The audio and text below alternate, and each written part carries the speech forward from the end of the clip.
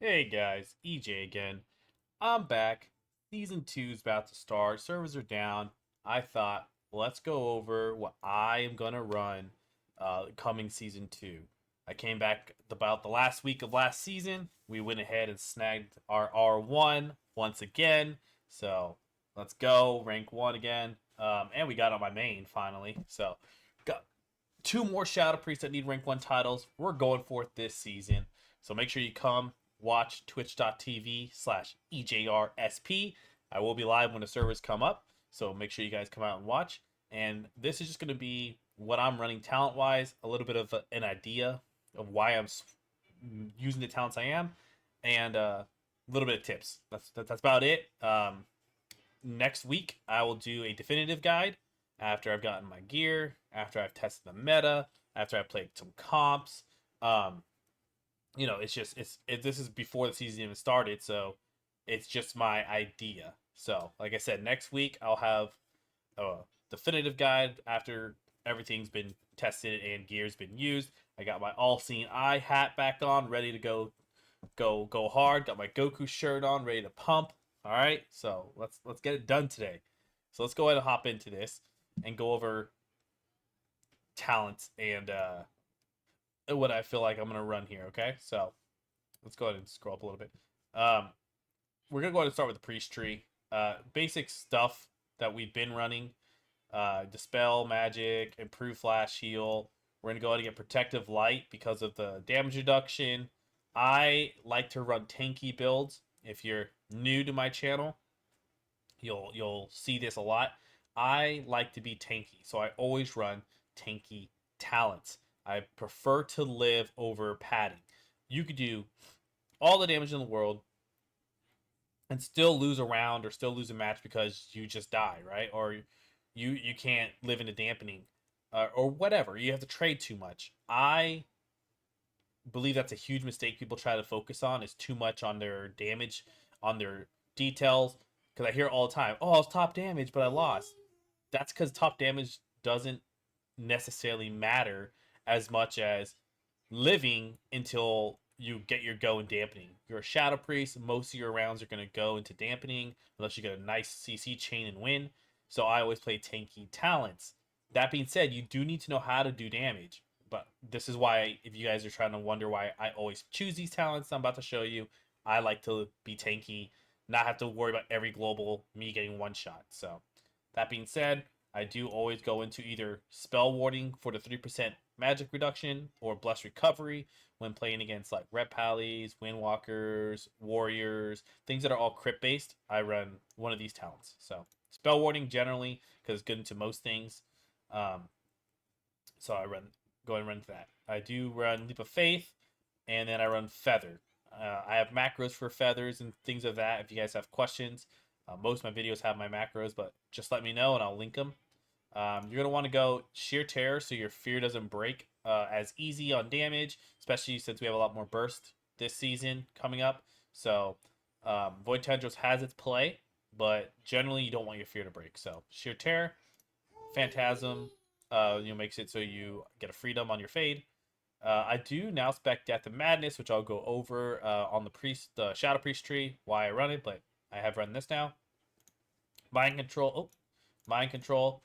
I honestly wish Dominant Mind worked in Arena like a hard CC, right? Like you mind control somebody, kind of like a sleepwalk, and then they walk towards you, or they become like a pet, so you can like use a macro to make them walk somewhere, right? Like instead of having to control the character the entire time, Dominant Mind could be a cool thing for PvP where you Dominant Mind somebody and then like they become a pet, and so you can like make them run somewhere by a command. Unfortunately, it does not work in Arena, but Mind Control, super good. A lot of uses out of it if you know how. Going into Vampiric Embrace, Sandalene goes with that, increases its healing, reduces the rate, reduces the cooldown, and then we're gonna go into Two the Throes of Pain, increases your Shadow or Pain damage, and then PI, Teammate PI, and then this is where you're gonna get Master Spell, and you're gonna get your Twist of Fate. This helps with your burst, especially if you're using your Entropic Rift Explosion, Collapsing Void Explosion. If you get them low enough, this increases that by 10% because it increases all damage when you hit somebody below 35. So I don't know. A lot of people don't really think about that, but it's really good to get people below that threshold um, before you explode your rift for the kill. So keep that in mind. I went from Divine Star into Halo because they made that change where in if you're not in combat, Divine Star does not give you insanity. So Halo you can use out of combat. You know the doors open, pop your Halo instantly, get that 10 insanity rolling. Um, Outside of that, that's all you're gonna use it for. Is just that opening insanity, or if you're LOSing, you can use it to get some insanity. It's just a free insanity spender, but it's really to get down to Light's Inspiration for the increased Desert Prayer, and then I always go Power Word Life. I run it every single season. I got rank 1 with it last season. I got rank 1 with it this season. I'm telling you, it works. For me, I can't tell you how many times I've been on like 5%, about to die, go behind a pillar, pop a Power Word Life for like a million, and a Powered Shield, and end up living like 2 extra seconds, and I win that round, right? In Soul Shuffle. Or in threes, popping Desperate Prayer, Power Word Life, don't have to trade Dispersion. Those two combined are huge heals. So I don't know. I live by it. Some people don't, but I do. I think it's an amazing cooldown personally for a 15-second cooldown.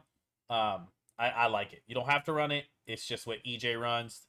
It's my bread and butter. It's my build. I love it. Also helps the tankiness. I always go into manipulation for the damage reduction. You don't have to, um, but again, I play around being tanky. So manipulation paired with spell warding, paired with protective light. That's a lot of passive damage reduction. So it's what I like to run. I like to be tanky. Improve fade, obviously to reduce cooldown of fade, and translucent image for the fade damage reduction. Again, more damage reduction. Put these together, and then you're going to need that void shift. Now, there are things to run around here when it comes to your build. So you can take Phantom Reach if you need the range. You can take Angelic Bulwark if you need to like you're playing against a bursty comp and you're gonna get in CC. You want to live. Let's say you play with a Holy Pally, you get Angelic Bulwark and you get Saved by the Light. If you're like say an RMP, that could be really good. I forgot to get my reduce psychic scream, my reduce fear. Um, so that being said, you can choose how to spec into that based on what you're queuing into. You can drop the Power of Life if you don't like it and go into your Bulwark for the burst setup where you won't be able to heal yourself. Let's say you don't want either of those and you want more range, you can do that. But for me, I like to just keep this as a basic build and then go from there. And I used to be able to just do this or this last season because I didn't run Death and Madness. But with some of the changes, I now run Death and Madness because they buffed all of our damage by 13%, and they nerfed. Let's just get into it. So let's go into the Void tree, right? So Dark Energy, same. Void Blast, the same. You're going to want to go Void Empowerment for the free Devouring Plague. All these are just set in stone. The one choice nodes you cannot choose from. And then Void Leech or Embrace the Shadows. Okay, so I now run Depths of Shadows, which is the Shadow Word Death proc below 20%. You procs a Shadow Fiend. Void Wraith is now a 3-minute cooldown. Okay, so that being said, if you spec into Void Wraith without specking in the Mind Bender, it's a 3-minute cooldown. That just feels bad. So I choose to opt into Depths of Shadows also because if you spec in the Mind Bender, it reduces the damage of Void Wraith by like 25% is what it says. So it just feels bad button to press. It's great. It's good for insanity, but it's a bad button to press. But if you go ahead and spec down into Death Speaker, which is now I run Death Speaker, you can proc this a lot and get you insanity. Death Speaker gives you insanity from death. It's just what I'm trying. I don't know if I'm gonna like it, but it is what I'm trying at the moment. I'm not using Tis Evasion just mainly because it doesn't do that much damage back to me. But at least for threes. But in Soul Shuffle, it could be a hindrance, like if you're in dampening, you're spamming deaths, or you're almost dead. So I have to kind of mess around with it to see how I want to get into Tis Evasion. Maybe if I don't have a MD comp. I take out MD for test evasion and then go into MD comps when I need, or if I need to have MD swap. I don't know. I could drop Power Life. I could drop Spell Warding. Again, I don't do those things because I always play tanky. So I do have to figure out how I want to play around that. Um, but Death Speaker. There goes my baby on cue. If it gets too bad, I'll have to stop and then restart the recording. But Emma. But yeah, so Death Speaker when it procs it, use it. Let's say if it's a mage, you Death Speaker for the damage, and then they try to poly you again. You'll have Death and Madness, so you'll have another death up again. So it's just good to have for that reason. Kind of helps its shields when it comes to Devour Matter, but not really. But you get insanity from that too, right? So that being said, let's go down the Shadow Priest tree. You're going to lock in your basic Dispersion, Shadowy Apparitions, and Silence. Going to get your stun. You're going to get your Intangibility, which reduces the cooldown of Disperse. It gives you the heal.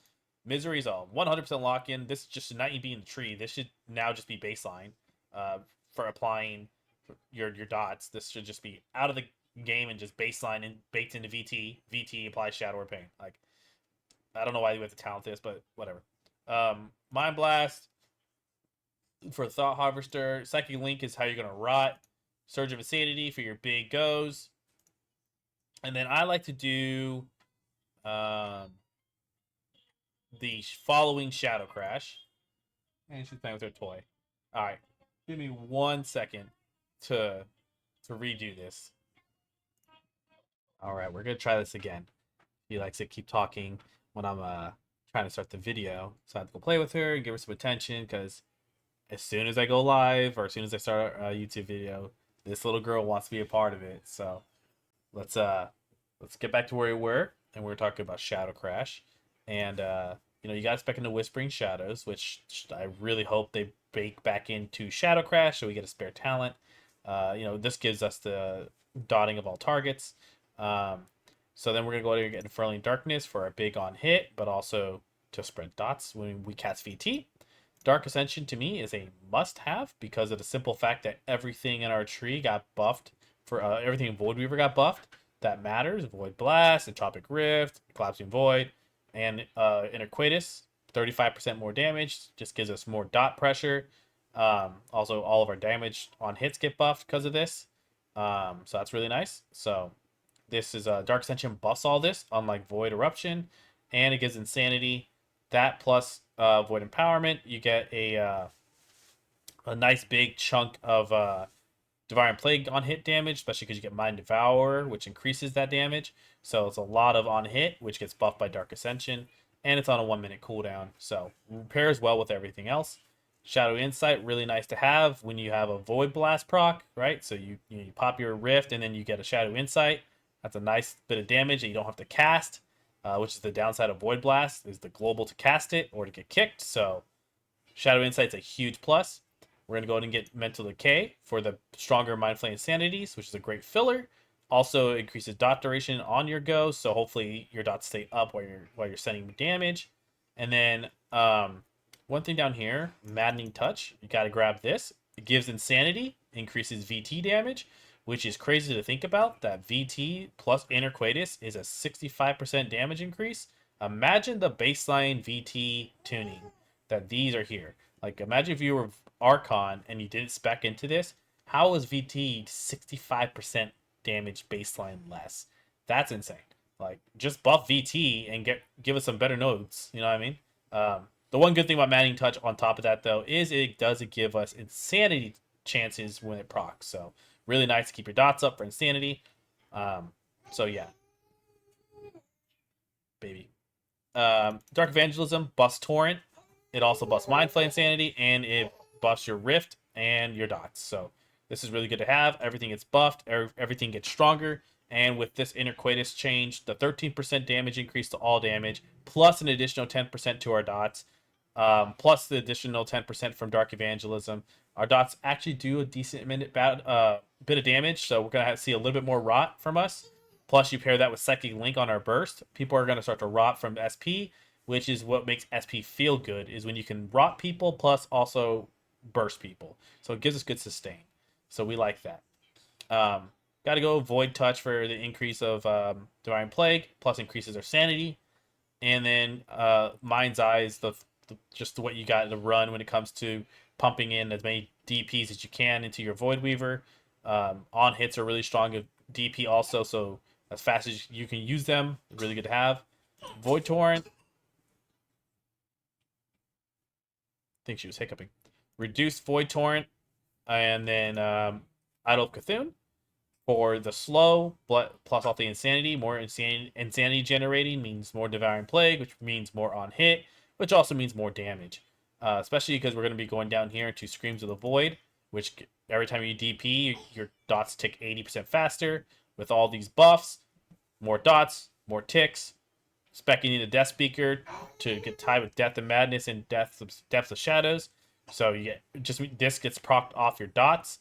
So you get Screams of the Void, more dots, more insanity, more DPs equals more Death Speakers equals more dot damage. That's how you want to think about it, right? So this all ties together. And then I think I'm going to start running Insidious Ire. Like I said, they buffed all of our damage. They buffed Void Blast. They buffed our Burst. So a big Void Torrent into a big Void Blast, also paired with Psychic Link, also paired with Rot, your Psychic Link's going to start rotting people, right? Because it spreads how much damage you do. Well, if you get a big Void Torrent, everyone's dotted, they all start to rot. Then you Void Blast, they all start to rot. Then your dots tick, they start to rot. You're going to be able to do swaps a lot easier with comps like FPS. Sorry, she's trying to get my attention. Every time I look at her, and then she stops. So like FPS, you swap. If you're playing WPS, you can swap. If you're playing Shadow Play, it's very easy to swap to healers. Do a huge go on them. Their teammates are rotting. They go to heal themselves. You swap and kill one of their teammates. I think it's gonna be good. I used to run the Auspicious Spirits and Tormented Spirits, but with more health pools, I feel like our apparitions are gonna do no damage. With way larger health pools, I think we're gonna need that more burst over Rot. So I'm trying to do burst that ties into Psychic Link Rot, other than just regular Rot, is my thought process here. With Insanity generating abilities. So this is my build that I plan on running. With the honor talents that I normally lock in are Catharsis, Phase Shift, and Siphon. And if I'm playing against melee that I don't get any phase shift value, I play Void Volley, Catharsis, and Siphon. If I don't get any value out of Siphon, I'll run Phase Shift, Void Volley, and Catharsis. So it really just depends on what you're queuing into, what your value is, and this is what I'm gonna run, guys. So let me know what you think, and I'll see you guys in about 2 hours. Bye.